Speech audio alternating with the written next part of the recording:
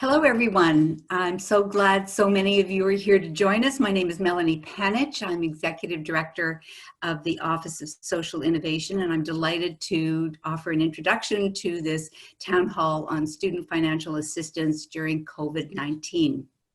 Earlier this year, Student Financial Assistance and our Office of Social Innovation began to work together towards mapping the complex system of post-secondary student aid.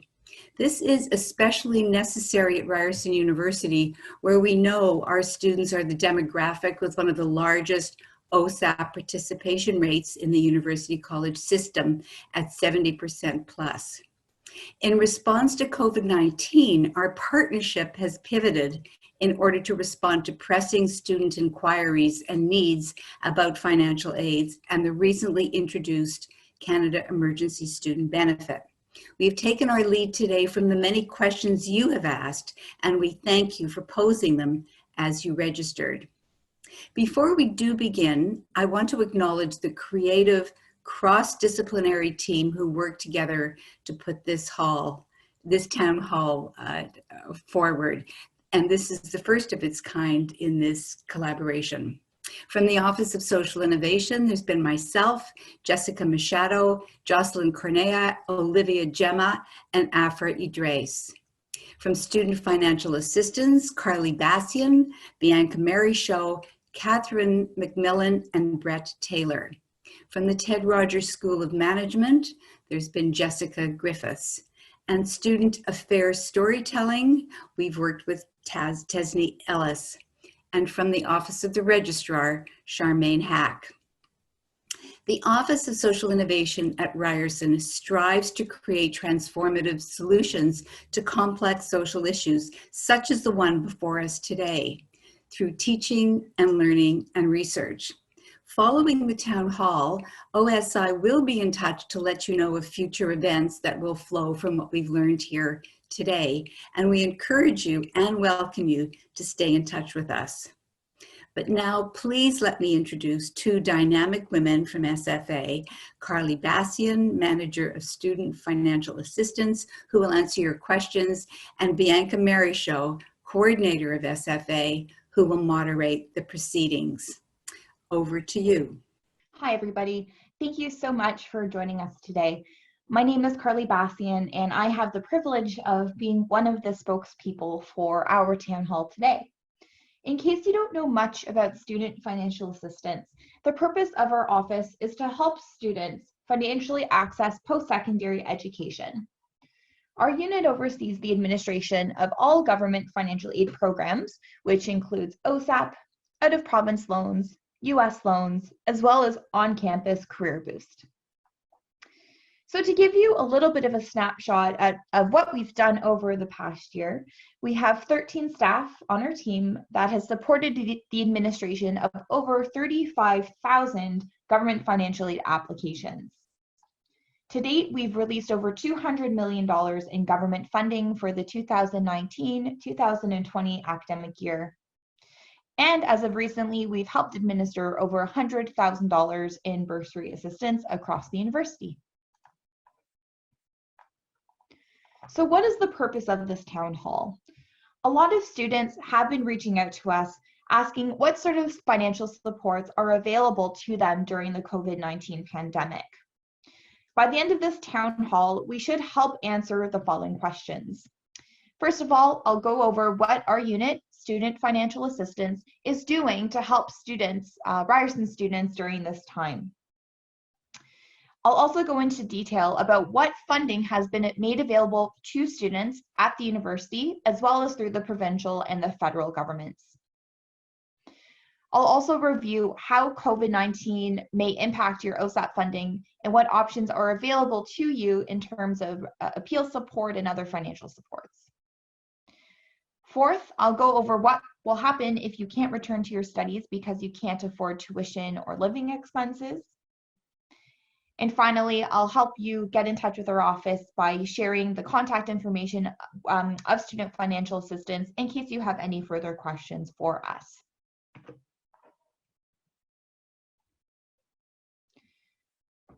We ask that we treat each other with respect and dignity, especially when you're posting anything on the public chat forum. This includes refraining from using any vulgar language and or name calling. We will have a bunch of staff available on the chat feature, so if you have any questions for us, please feel free to use the chat and one of our support staff will be able to answer your questions. At the end of the presentation, our moderator, Bianca, will help identify some of the common questions that come up during the chat, and I'll be able to go into a little bit more detail at the end if you have any questions that I haven't addressed throughout this presentation. I also want to share a disclaimer. A lot of the funding programs that I will be talking about today are not administered through Ryerson University. I will provide a high-level overview of common programs such as CERB, CESB, and many more. Information is still being shared on an ongoing basis, so while I will do my best to answer your questions, given that these programs are not administered through Ryerson, it is always best to check the original sources for this information and for updates. You will all receive the slide deck with the original sources, so I can go back and look over the so you can go back and look over the sources when you have some time. The hyperlinks will be available for your review. They're embedded throughout this presentation. I'll also go over where you can get this information on the financial aid website, as our office has created a summary page that outlines pretty well all of the programs I will be discussing today. Just also to let you know, this session will be recorded, but you will not be recorded. Only the individuals who are speaking and are on video will be recorded today. If you agree to having the session recorded, you can please press accept with the pop-up that will appear on your screen momentarily. We're going to kick off the presentation by starting with a poll. You're going to see a poll appear on your screen, and if you can answer the following question. If you have, please let us know if you have applied for any of the following funding programs, and you're welcome to select all that apply to you. Give you another few seconds to respond.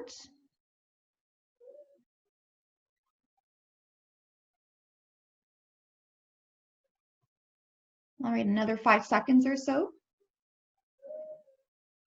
All right.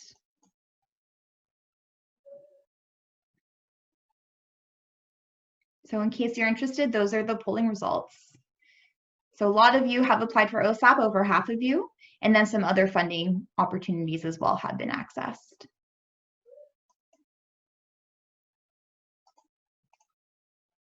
We're now going to launch a second poll question, so you should also see something pop up momentarily. So are you planning on applying to any of the following funding programs? Please select all that apply. I'll give you about 20 seconds to respond to this one as well.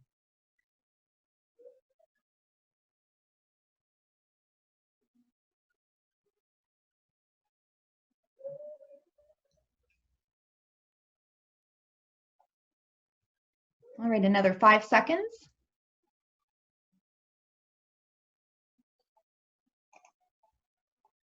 Okay, I'm going to share the results now. So many of you are interested in applying to CESB, so we will go over what that program actually means, as well as the CSSG.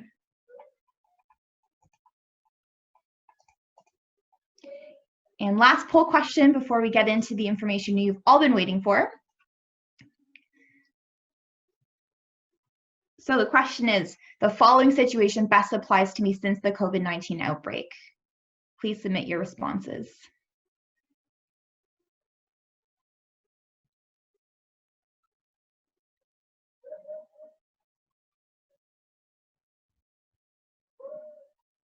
All right, another 10 seconds.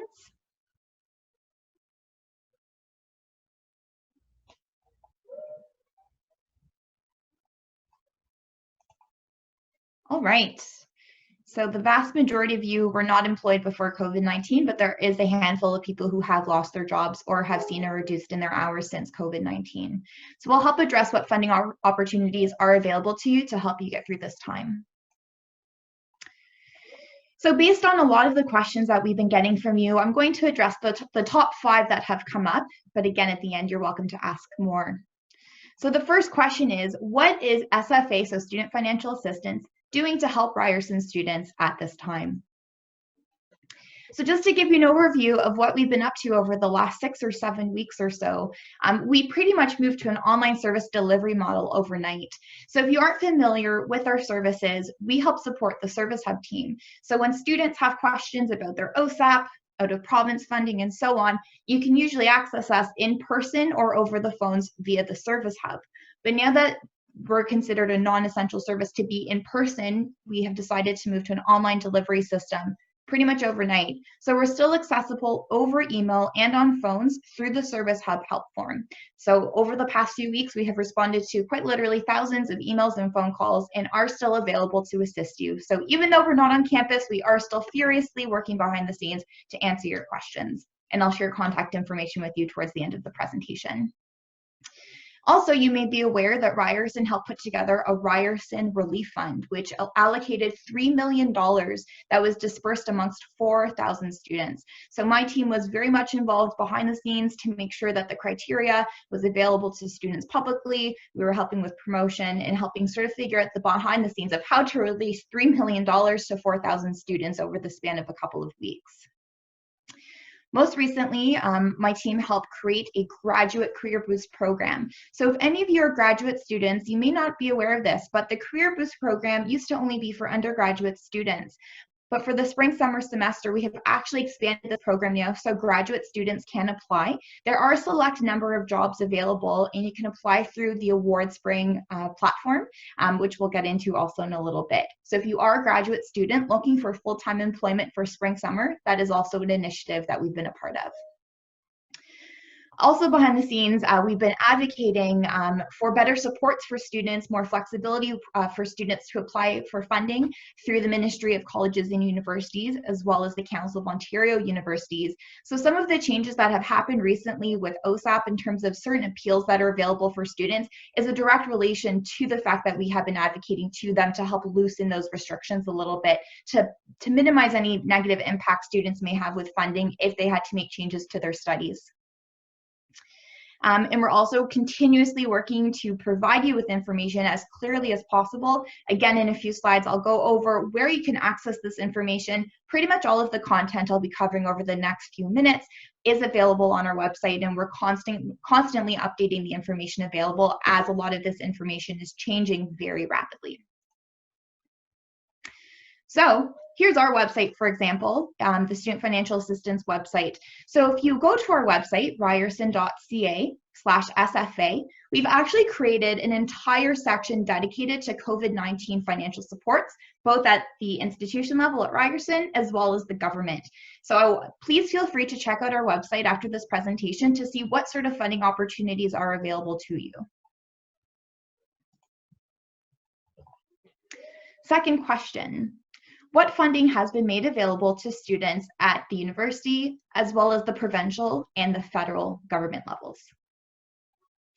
So to start off with what financial supports have been made available to students through Ryerson University, there have been numerous relief funds, both at the university level as well as faculty and department specific. So as you can see, for example, Community Services, Faculty of Arts, Ted Rogers, Faculty of Science are just a few of the different COVID supports that have been made available. At this time, most of those applications have closed, but I do encourage you to reach out to your program department in case you want to know if there are opportunities available, as well as checking out AwardSpring, which is our awards management system platform. Some other university supports includes the Graduate Career Boost program, which I have just mentioned. Also, there are food supports available to students who are experiencing food insecurity. So if you need access to groceries and food, there are specific resources available to Ryerson students. And again, once you get this presentation, it will hyperlink directly to that website to get more information. Also, an important reminder that if you are in a difficult situation where your safety is compromised, there are many resources and departments on campus available to help support you, such as the Center for Student Development and Counseling and the Office of Sexual Violence Prevention and Support. So please do reach out to those folks if you need some support for your mental, physical health. In terms of provincial supports, there's the Ontario Emergency Assistance Fund. So this allows people to access up to $733 a month if you're a single person, and you can actually get some more if you have dependents and have other circumstances. So again, you'll be able to get this presentation and see that website directly. There's also going to be top-ups for programs such as Ontario Works and the Ontario Disability Support Program, as well as more information available to you if you visit the COVID-19 Support for the People website, which will give a very high-level overview of different financial supports if you have any dependents, so any children, emergency shelters, as well as mental health and wellness supports available to you as well. And now to get into the federal supports, there have been numerous relief benefits announced over the past few weeks. So the first one that was announced was the Canada Emergency Response Benefit, or better known as the CERB. This is temporary income support for individuals who had to stop working due to COVID-19. You can receive up to $500 a week, and you apply online.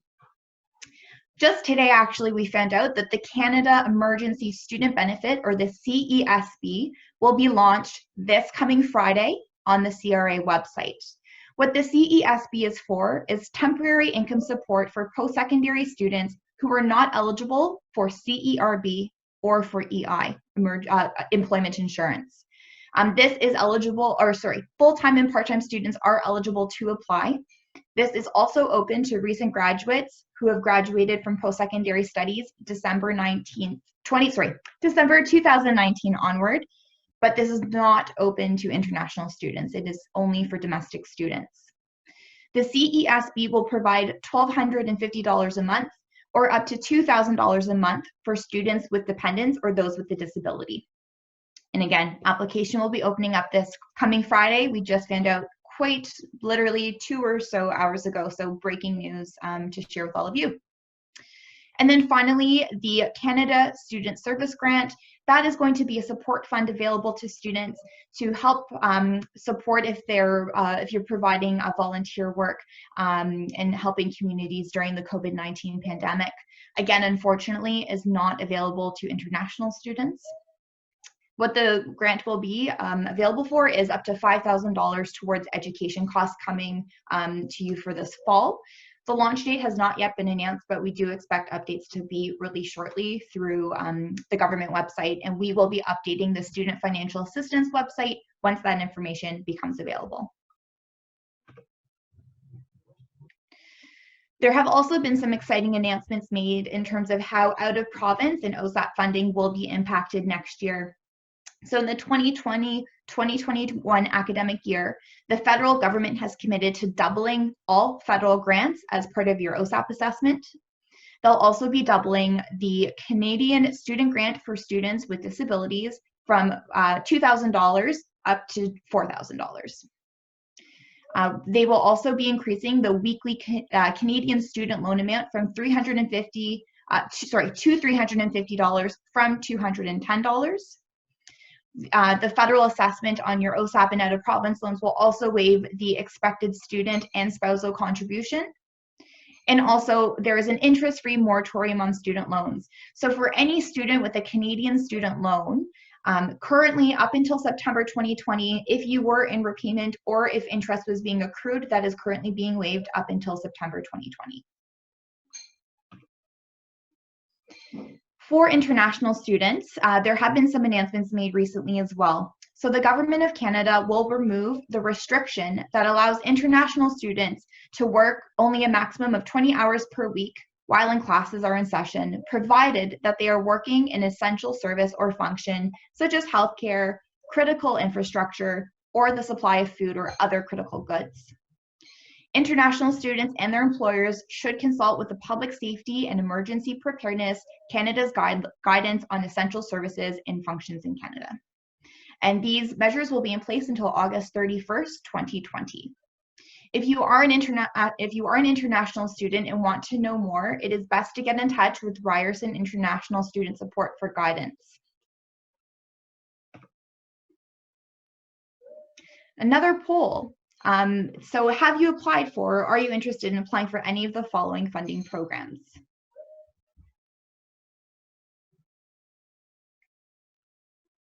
Oh, I'm not sure if the poll is working currently. We've already done this one, that makes sense. So sorry, forgot to remove this slide. We did some reshuffling earlier. So again, a lot of interest in CESB and CSSG. Sorry for that.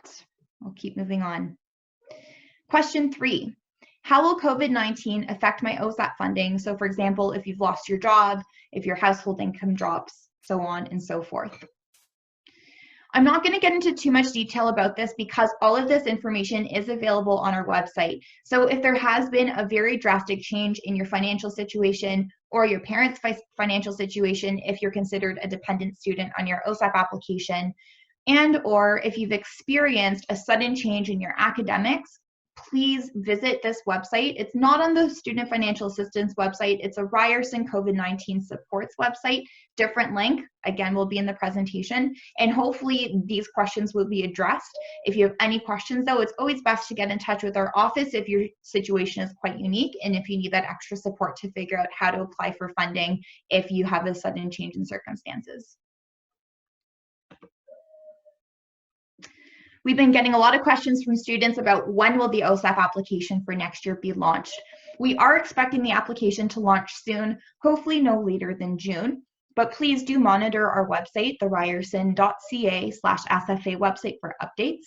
So that's for the full-time application, and we expect the part-time OSAP application for those of you looking to take a reduced course load to launch sometime around June or July. While the deadline to submit documents for the next academic year is not until much later into the academic year, we do encourage students to apply for OSAP as soon as the application opens and to get all of your supporting documents in, ideally before June 30th, so that way we will guarantee to have all of your documents processed and your funding ready to go to be released for the beginning of September. So again, the sooner that you apply, the faster we can process your file, and the earlier you'll get your funding at the beginning of the fall semester. This is also an important reminder that if you have not done your course intentions, it is always very crucial to complete them because we actually use your course intentions to determine what your course load is. So please make sure that anytime a course intention period opens to do your registration so that you'll have no delays with your OSAP. Moving on to the 4th question.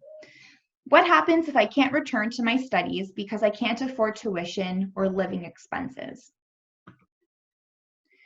So your best bet is to contact our office if you're not too sure what sort of funding opportunities are available to you. We encourage you to apply for OSAP or out-of-province funding if you're a Canadian student. There's also AwardSpring, which I've mentioned a few times. That is our scholarship and awards application site. So this allows you to create a profile. It takes less than 10 minutes, and it will immediately match you with every single scholarship, award, and bursary opportunity available to you based on the information that you provide. Students need to resubmit an AwardSpring application every semester because your course load changes and your circumstances may change. So we always encourage students to apply on AwardSpring to see what funding opportunities are available to you through our scholarships, awards, and bursaries. Also, Career Boost, cannot encourage this enough. I actually started as a Career Boost student myself when I was a Ryerson student many, many years ago. It's a fantastic opportunity to work on campus. Employers are very flexible. For example, in the Student Financial Assistance Office, we always have 2 Career Boost students working with us, and we're always flexible to work around your schedule. So it's really, really crucial to take advantage of that. So please, we encourage you to apply for Career Boost on-campus jobs. It's a great way to get engaged on campus with a lot of flexibility with your employment. If you're a student who is not going to be returning next year and you have concerns about how you'll make your loan repayments, we encourage you to contact the National Student Loan Service Center, or the NSLSC, to talk about repayment assistance. For students who cannot make their loan payments, there are opportunities to adjust how much you have to pay back, potentially deferring some interest and so forth. This program is offered again through the NSLSC. It is unfortunately not housed in the Student Financial Assistance Office at Ryerson, so please get in touch with them if you have any questions about how to manage your loan repayments once you enter repayment. What happens once you finish full-time studies is you're always given a 6-month grace period. So let's say, for example, you finish full-time studies this past April and you decide to take the fall semester off.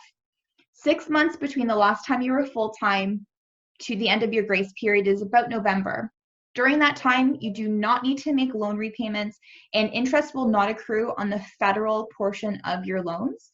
But once November rolls around, you will enter repayment. So that's when the repayment assistance plan may be good for you. Or if you decide to return to full-time studies in January, it's just 2 months of repayment.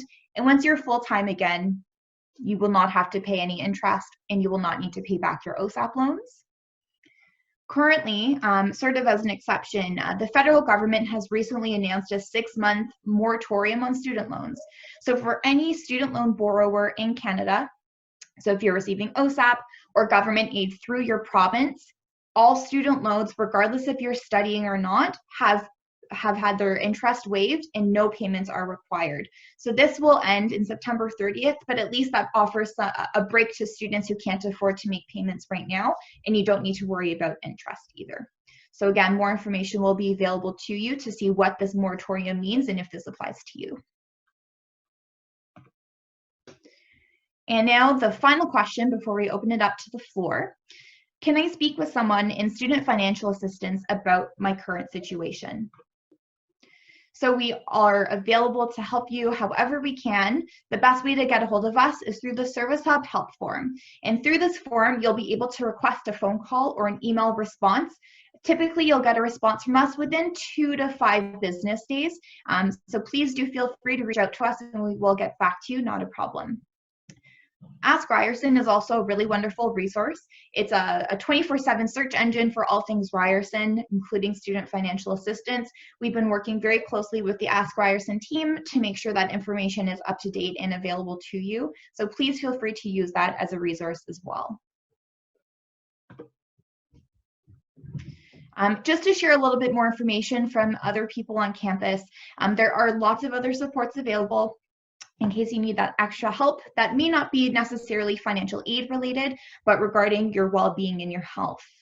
So the Ryerson Medical Center is taking appointments and consultations over the phone or video chat, and you can reach them at 416-979-5070, or you can email them at medicalct@ryerson.ca.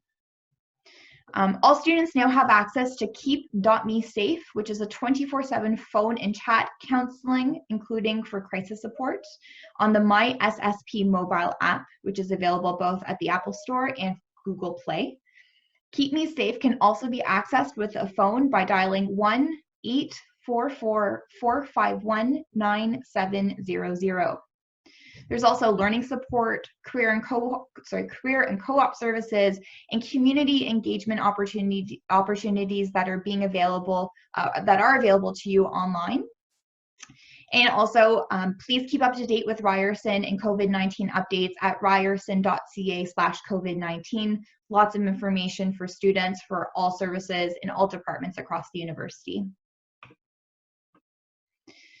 So next steps, the Office of Social Innovation will share the slide deck to you as well as the transcript with Q&As, and it will be available on the Social Innovation website.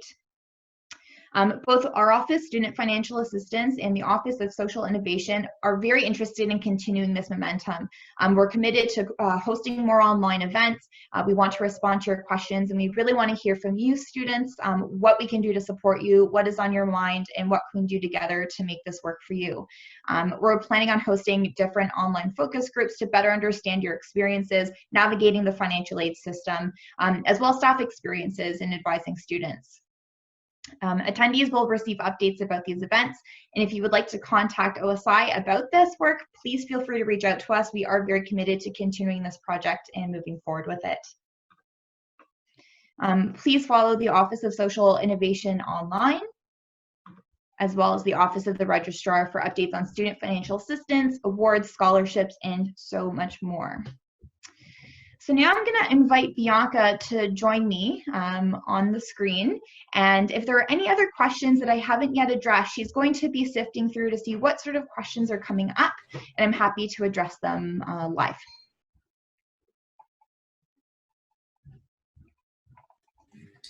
So Carly, first off, great presentation. Thank you so much for covering the high-level programs. I know that there is so much information out there and a lot of different ways to get that information. So this was really great in giving us sort of a bite size of all the different government programs as well as what we're doing at the university.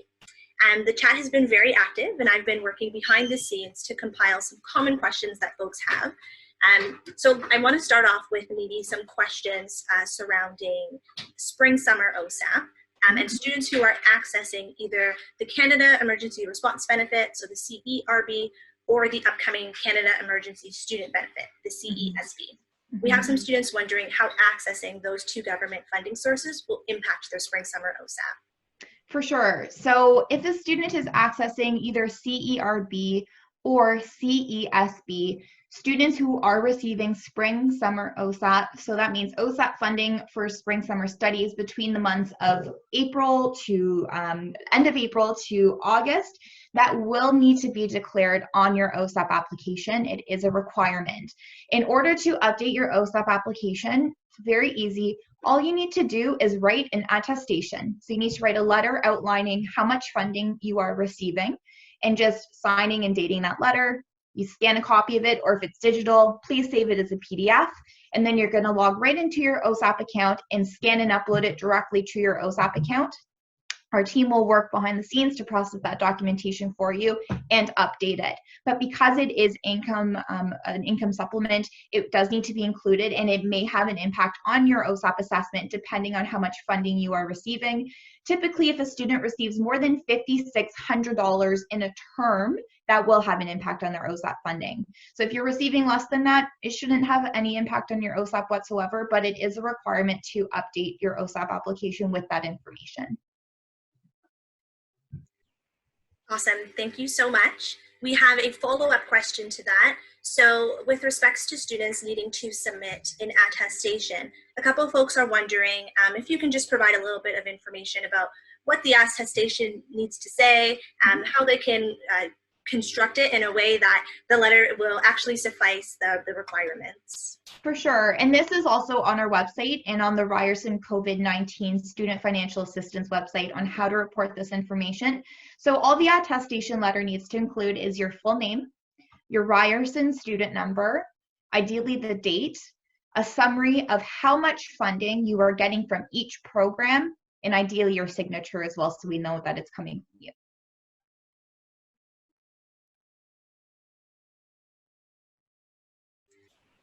Awesome, thank you so much. No so problem. We have another question with respects to SpringSummer OSAP. We have quite a few folks wondering when the application opens for SpringSummer OSAP. I know you spoke about it a little bit in the presentation, and you also alluded to our fantastic Student Financial Assistance website. So if you don't mind just going over that content again. For sure. So the SpringSummer OSAP application has been open since the winter term, actually.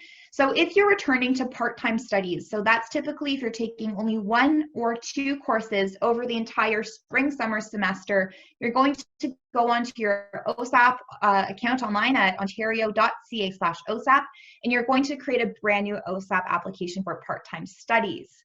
If you have already received full-time OSAP this year and you're coming back part-time, you still need to submit a brand new part-time application. For students who are studying full-time, so those are for students who are taking 3 or more courses over the spring-summer term, or if you have a permanent disability flag on your OSAP file, you only need to take 2 courses over spring-summer to qualify for full-time OSAP.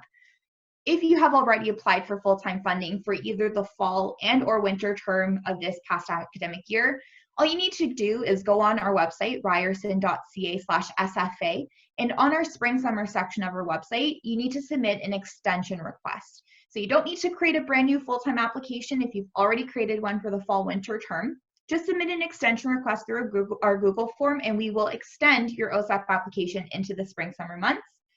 If you have not applied for OSAP this year and you're studying full-time, you do need to go into the OSAP website and create a brand new OSAP application for full-time studies.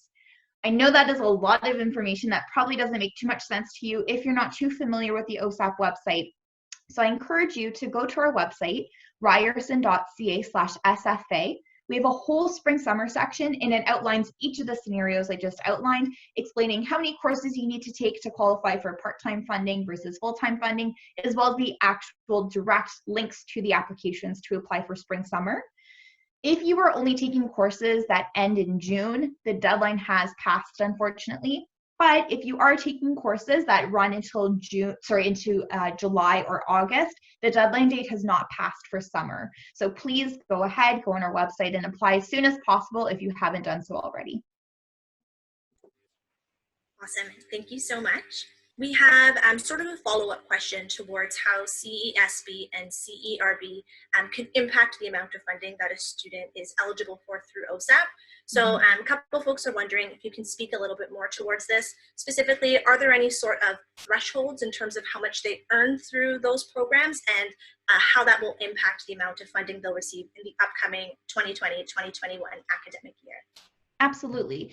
So if a student earns more than $5,600 in income, whether it's through work, whether it's through any sort of other income supplement, so again, such as CERB, CESB, if you make more than $5,600 during the study period that you're receiving OSAP, there is a chance it will impact your OSAP. It's not exactly dollar for dollar. The assessment is automatic behind the scenes and is very convoluted. So effectively, if you're earning less than $5,600 over the spring-summer term, and if you are applying for OSAP for spring-summer, as long as you're below the $5,600 threshold between CESB, CERB, any other income, you shouldn't see any impact to your OSAP assessment. If you are earning more than that through CERB, CESB, or if you are working and earning more than $5,600, it will impact your OSAP. It will decrease your OSAP depending on how much income you make. That will affect how much your funding will go down. If you have any concerns about the specifics of that, please get in touch with our office. We're happy to look at your assessment for you. It is very unique student to student because it also depends on if you've received scholarship money, award money, your parents' income, again, if you're a dependent student. So there are lots of factors involved in that. But as a general rule, you're allowed to earn $5,600 yourself before it has any impact on your OSAP assessment. Perfect, thank you so much. I'm sure that $5,600 threshold will definitely help the folks who had that question. The next question is sort of getting towards something that you had mentioned in an earlier slide about students whose safety may be compromised and how they can get in touch. If you can just give a little bit more information about what you mean by safety being compromised, as folks are wondering appropriate resources to reach out to. For sure, and that really depends on your situation. I'm going to be completely transparent. That's a little bit out of scope for me, but I do know that there's the counseling center, the Office of Sexual Violence Support, the medical center. So again, depending if you're having mental health issues or if you just need someone to talk to see what options are available to you, they are the experts in that field. That information has been included in this presentation with direct links to those different departments and those resources. So again, if you're unsure what supports are needed for you, your best bet is to first reach out to the medical center or the counseling center, and they will be the experts in routing you and connecting you to the available resources on campus to help support whatever needs you have. Perfect, thank you so much. We have a couple folks in the chat who are thinking of accessing the OSAP program for the first time in the upcoming academic year. Love to hear that. If you can maybe just at a high level speak towards some of the things that OSAP funding can be considered for full-time students specifically. Absolutely. So OSAP for full-time students helps cover some of your education costs as well as non-education costs. So when you apply for full-time OSAP, typically what you'll get funding for is to help you pay for your tuition first and foremost. If you have textbook costs, extra supply costs, as well as a weekly living allowance. So you don't really see this broken down like that when you apply. It's a lump sum money that either gets dispersed in 1 or 2 installments. But OSAP is intended to help you access education as well as support your living costs, transportation costs, and so on and so forth. An important disclaimer, because I think a lot of students aren't aware of this, OSAP is not intended to cover all costs. it is a supplement. The government takes the approach that it is a shared responsibility for a student to help contribute to their education. If they're a dependent student, so you've been out of high school for less than 6 years, there's an expectation that your parents will contribute. There's also a commitment from the institution, and that is through our scholarships, awards, and bursary programs. And then in comes the government with OSAP. So it's a multifaceted team effort to help you access education, but it will provide you with a fairly sizable chunk of money to help pay for your tuition costs and other costs that you may incur while you're in studies. Awesome. Thank you for that overview of what OSAP can help cover for post-secondary. And it's very easy to apply, very easy, all online. And as a reminder to everyone, full-time application is expected to launch sometime this month or next month in June, so get those applications in, as Carly mentioned. We do have another question surrounding things like the Ryerson Emergency Bursary. So some folks have taken the liberty of going and visiting our SFA website during this presentation, and thank you for doing so. And they did notice a little bit about the Ryerson Emergency Bursary. So if you can just speak a little bit towards that, how students go about accessing that as well, that would be for sure. So unfortunately, right now, the Ryerson Emergency bursary is currently closed. During the school year, we open it usually around October until December, and then again in the winter term, February until early April. And this is for students who have already applied for government funding. So the expectation is that you are applying for OSAP first and or out of province funding, depending on your situation. And if at that point you still have a shortfall, and specifically have experienced an exceptional or unforeseen circumstance, the Ryerson bursary may be an option for you. The Ryerson bursary is not intended to just cover a shortfall in OSAP funding. There have been some changes made to the program, and some students have seen that their assessments have gone down a bit. So that's not what the Ryerson Emergency Bursary is for. It's really for exceptional and unforeseen circumstances, and this application is typically open again, as I mentioned, during the fall-winter school year. It is not open for the spring-summer term. Awesome. Thank you so much.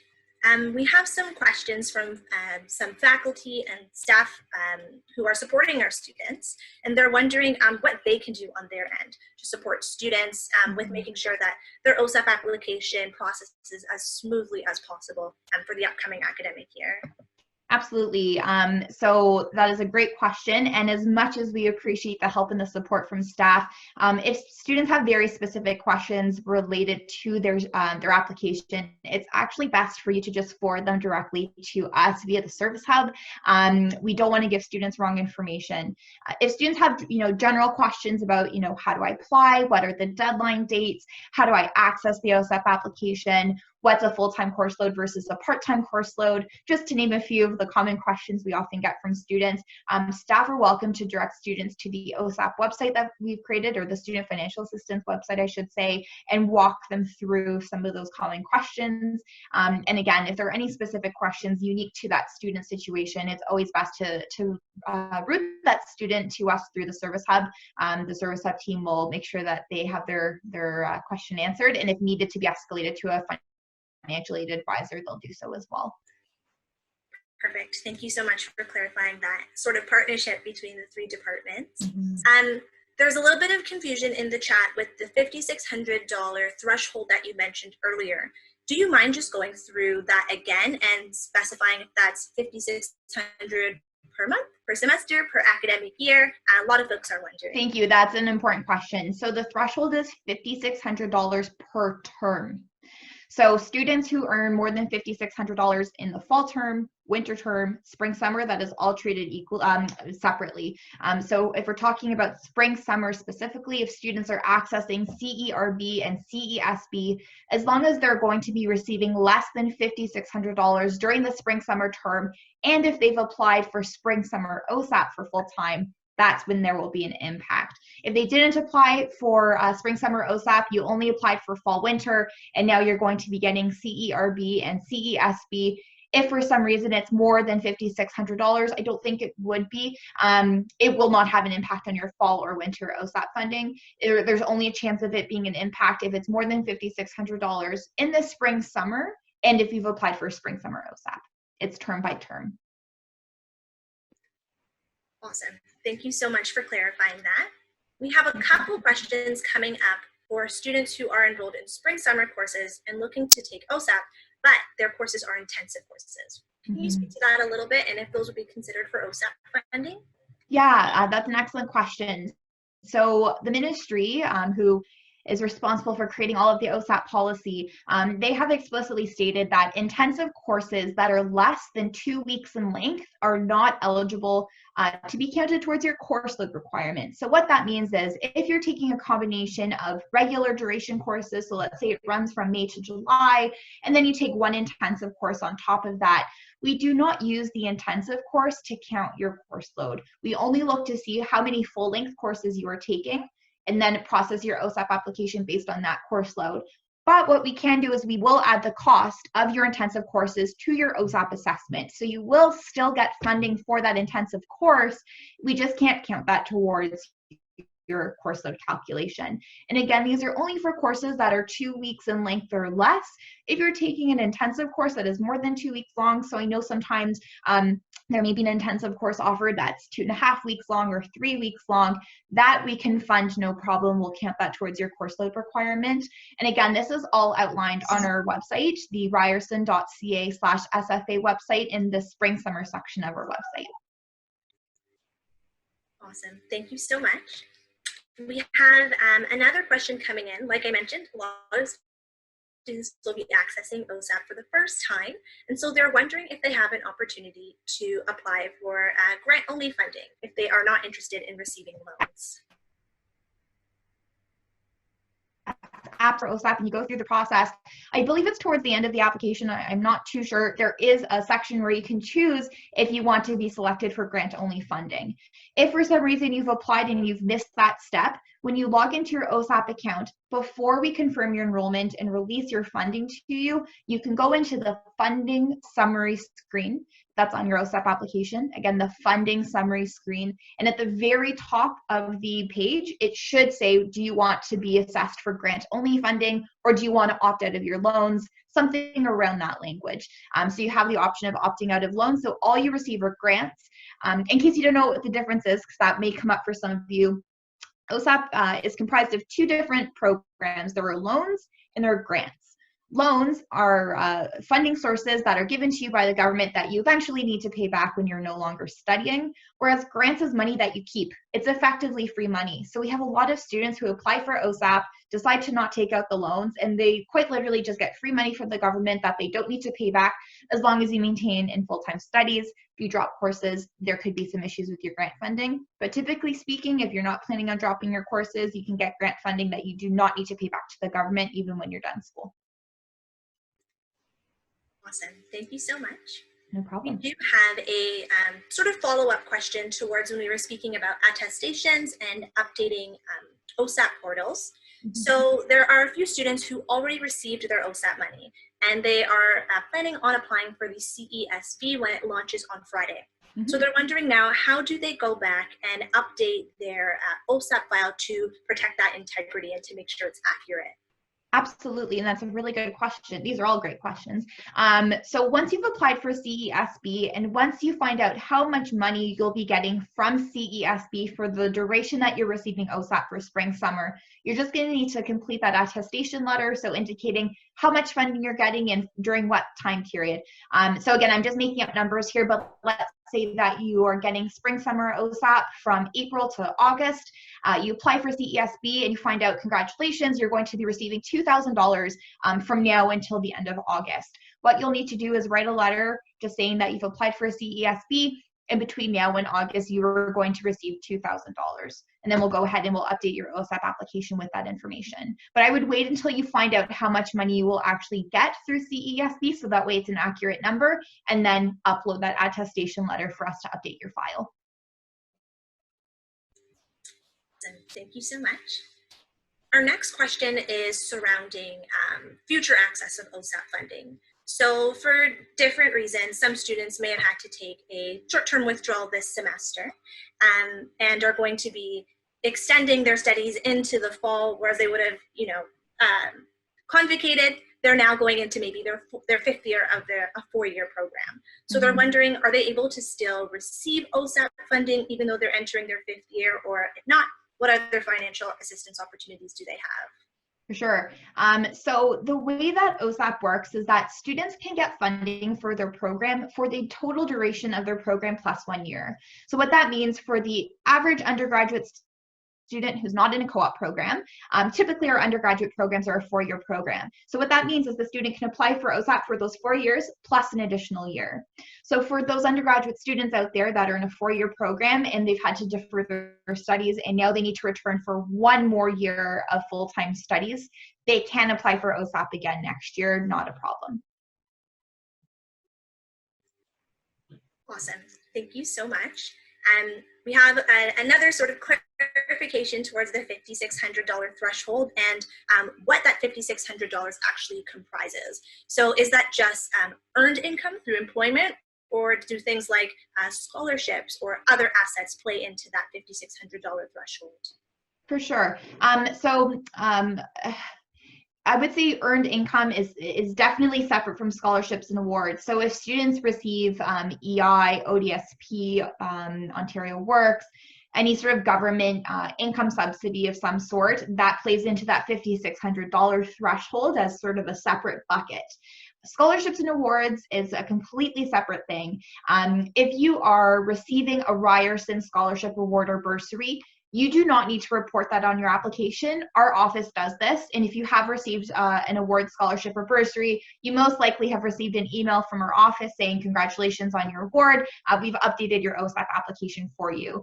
And I'm not going to get into the details about what impacts your funding or not. Certain scholarships, awards, and bursaries may impact your OSAP situation and your assessment, whereas others don't, but they are 2 separate categories. So again, earned income or any sort of government income subsidy, that is part of that $5,600 threshold. Scholarships, awards, and bursaries are a separate category altogether.